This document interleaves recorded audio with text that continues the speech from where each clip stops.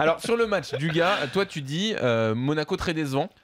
Enfin, plutôt décevant. En tout cas. Oui, plutôt décevant. Oui, plutôt décevant, mais c'est bon signe pour le match retour parce que voilà.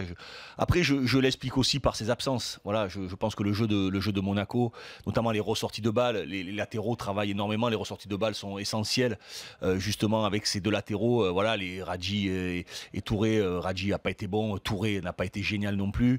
Samba Bakayoko aussi. Je pense que les absences, Monaco n'a pas un effectif suffisamment important. En plus avec l'attaquant colombien aussi. Falcao. Falcao qui était à 50% aussi. Voilà, je trouvais que ça faisait beaucoup. Techniquement, il y a eu beaucoup de déchets. Ils ont eu très peu de maîtrise. Je les ai vus avoir une maîtrise, par exemple, totale sur le match précédent contre Manchester City, où j'ai trouvé quand même très très bon pendant une grosse demi-heure, voire une mi-temps, dominer, maîtriser, faire un pressing. Enfin, beaucoup plus de choses. Là, je les ai trouvés un petit peu passifs.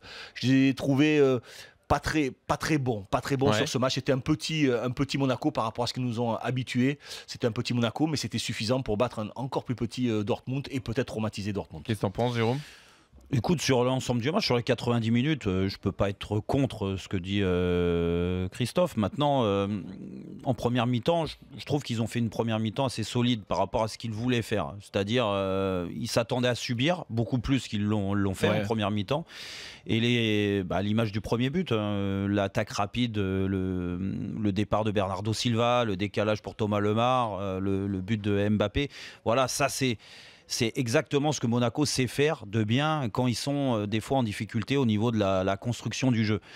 Après, c'est aussi logique parce que les latéraux n'étaient pas là et que les doublettes sur les côtés, elles n'étaient pas formées. Donc, au niveau du jeu, ça se ressent. Je suis entièrement d'accord. Que Bakayoko manque aussi, c'est indéniable. Quand il n'y a pas Fabinho, il n'y a pas Bakayoko, il y a un manque, même si Moutinho a fait ce qu'il devait faire.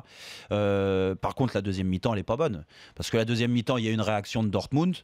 Sans aucun doute, ils ont été privés de ballon, beaucoup trop de déchets dans les premières relances.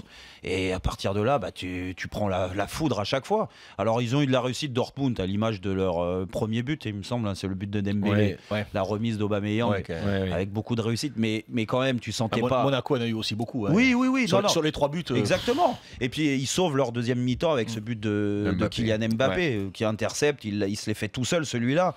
Mais c'est vrai que beaucoup trop de souffrance en deuxième mi-temps surtout, mais bon, c'est de bonne augure, tu gagnes quand même en souffrant, en n'étant pas bon, tu gagnes 3-2 à Dortmund, là où personne gagne.